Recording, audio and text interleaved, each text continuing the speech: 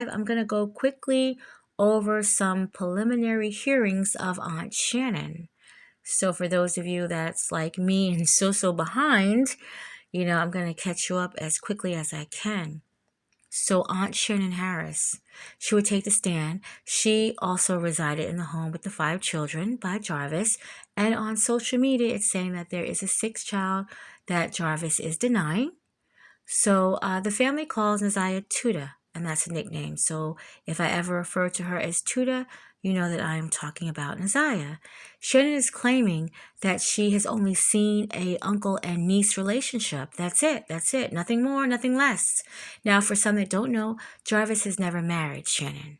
So he's not an uncle-in-law. He's not an uncle-in-law removed. Nothing. He's never married her. He's only been a man that has been in the family since Shannon was 19 years old. That's it. That's it. Because she said that is around the time that she met him. That's it. And earlier today, I added a 3-minute clip of Shannon on an unknown podcast, basically saying that she met Jarvis and they talked about his past and that he did explain his sexual history with a child, or I'm going to say children, because they never really specifically got into what they said during the time that they met, but she did say everyone deserves a chance. And in case you missed that interview, there was also a cousin by the name of Sierra that came out and said that Shannon had molested her between the ages of 6 to 12 years old. And that really took me back because I was like, wow. So besides the fact that, Jarvis is so pretty when she looks into his eyes, they both have a history of sexual abuse. Not on me. That was Tim. Not on me. At all. At all. And yes, that might be my child's father. Yes, I do got 5 kids. Yes, my youngest is 1. Damn sure not desperate. Apparently this man has had a history of this. Like, so did you know about him being on the sex or, any kind of activity about that? Like, had you even heard of anything like that before out of him? When I met him, when I was 19, he did tell me his background. He did tell me his background. He gave me the decision if I wanted to pursue a relationship. So given that his background was child, right? And you still made the decision to talk to him? 1, I was 19, and 2, if society can give you a second chance, why can't someone else give you a second chance as well? So maybe that's why they bonded and stayed bonded, for the amount of time that they did.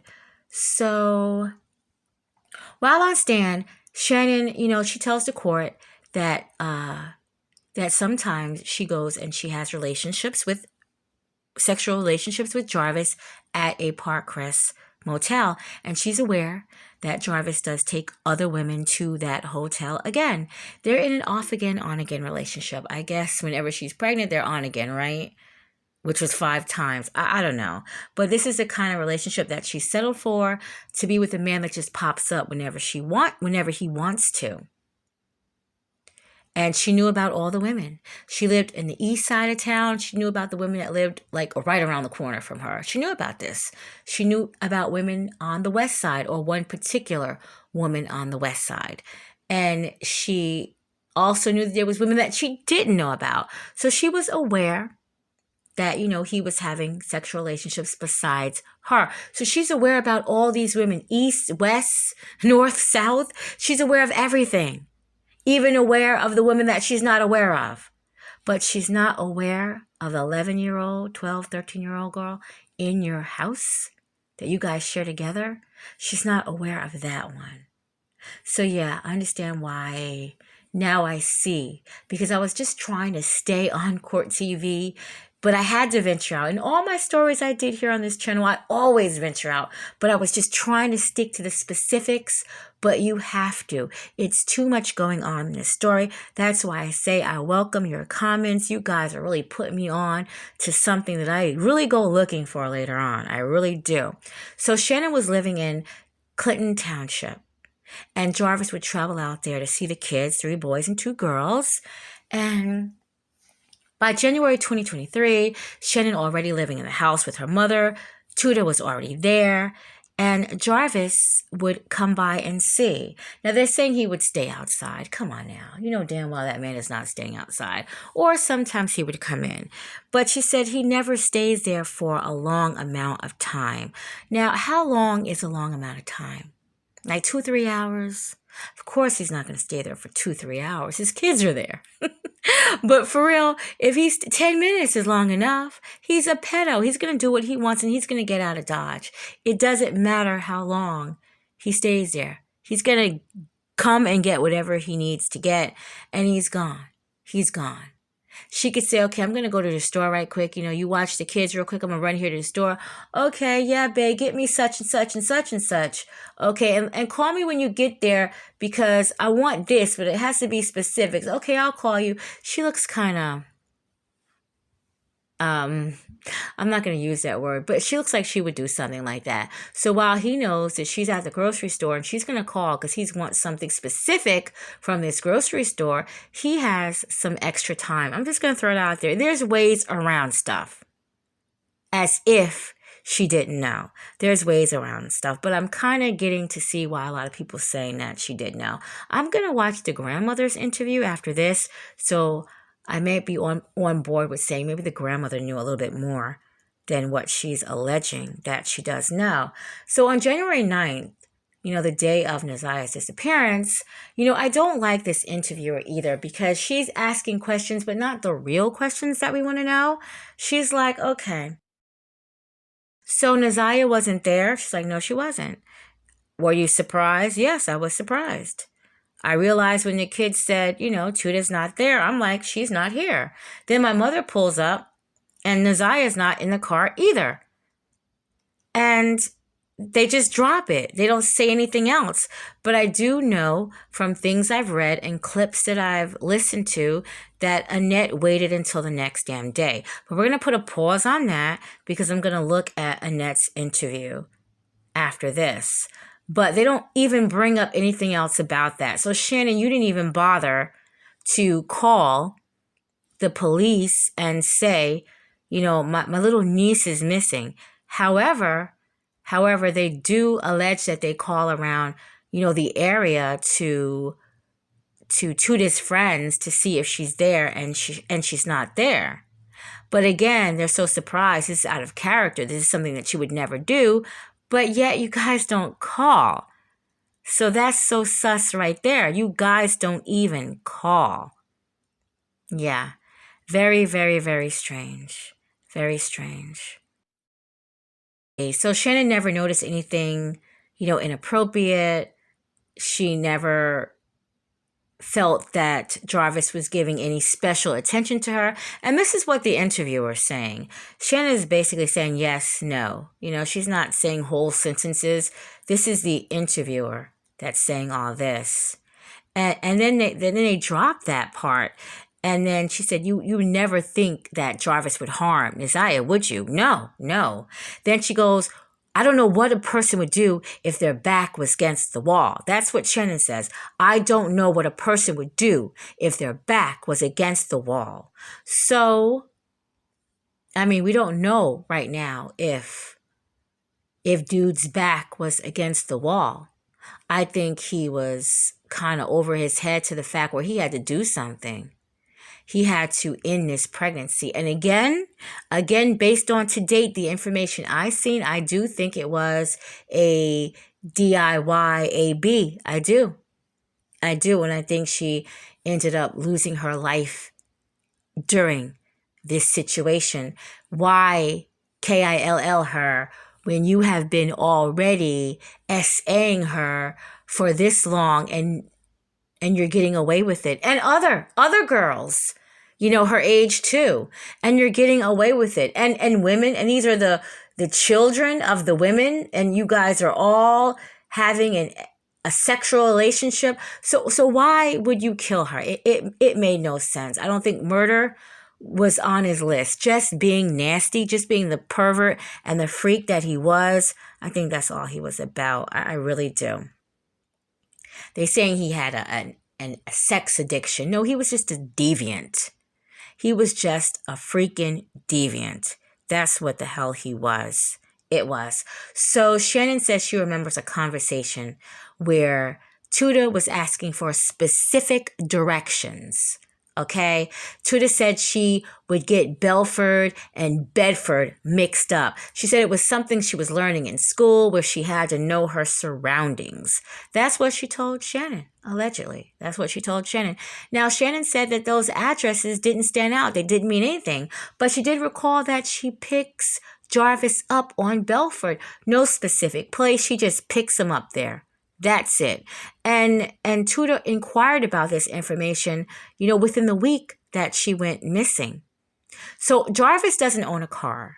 He uses whatever women's car he has, and I guess whatever car is at the shop. But I actually do believe that Jarvis has a little piece of car. He just doesn't have it registered, because when you are a sex offender, you can drive, but it has to be registered, and you also have to go and register. And I was listening early to an aunt of Shannon's that used to be close to her till she found out that she was going to continue this relationship with a pedo. So they kind of broke contact. You see how I am going down the rabbit hole? I'm trying not to, but it's so hard not to. So this aunt said she kind of stop really messing with with her niece, because she couldn't believe that she was still going to pursue this relationship. And I think this was kind of before the kids. When she found out what he had went to jail for, she was the one that actually called the police, because he doesn't register. The last time that Jarvis registered was 2019. So, the police don't even care. You have to register like every month, and the police don't even care. Or I think you register once a year or something like that, but they do come and check on you. And he's a very high risk offender. They should have been coming to check on him like every 2 weeks, but they didn't care. So he's like, look, man, if they don't care, I don't care. He had a whole shop, so they knew where he was, but they didn't even go and pursue him. Like, why aren't you registering? So I do think he had a little piece of car.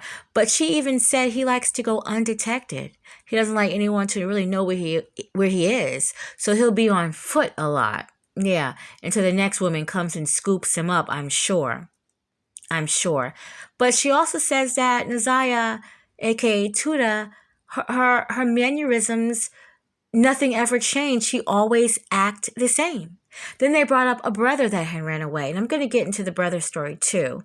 They also brought up that a brother had ran away, that Naziah, she was kind of, upset that her brother had ran away. Then they skipped that. See, never sticks to something. Then they skipped that. The end of December, the beginning of January, Naziah's bio mother had came to see her. And the interviewer says, Naziah had big emotions, right? Big emotions about that contact, end quote. And Shannon said yes. But there were no changes in her mood. So it's like, this interviewer, she's also like a hype man, because she's like, yeah, Naziah. She's saying how Naziah feels. She goes, yeah, I'm sure Naziah was excited her mom was coming to see her. But after that, it was no change in mood. Like, she didn't get depressed. No, she didn't run away, because her mom left or whatever. That's not the situation. And I'm telling you, when you go down the rabbit hole of these stories, it's hell. It's hell, because I even seen where they're saying that Naziah ran off with an older boy who was 14. Yeah, 1 year older than her. Yeah. So again, I do welcome the comments, because sometimes I go look for what people have said in the comments. I do welcome them. It's too much. It is too much. I'm not going to go all over TikTok and Instagram trying to find stuff. It's too much. That's why I'm just sticking to Court TV for the base of my information. But trust and believe, I welcome all information. Please add, please correct. This is a story here I do not mind, because any of my other videos, if somebody tries to correct me, I'm like, oh no, you tripping, because I really was doing adequate research on those stories. But this one, it's so much going on. That's why I tell you, I'm sticking to Court TV. I really am. But I want to know, everyone's opinions and what they think so far about what's going on with this situation. I'm going to look into, I saw that King, I believe his name is, the one that co-owns the shop. Correct me if I'm wrong. I saw an interview with him. I'm going to find the interview with the brother that ran away. And definitely I'm going to get down to the specifics of that grandmother. I actually ditched work today. So I'm going to look into all this today and have it posted. And please feel free to let me know what else is going on in this crazy, crazy case. Goodness, I tell you. March 7th, it's going to be a time, boy, where a lot of these lies from all these women that have been covering up stuff, everything is going to come into play. And I haven't checked yet, but I wonder if Jarvis is going to take the stand. Do you guys know? Is he going to take the stand? Well, I'll be back shortly. Finish enjoying your Monday. And let me know what's going on. I'm going to try to let you what's going on. We got to work together in this. There's too much shit going on. Justice for Naziah Harris, a.k.a. Tuda.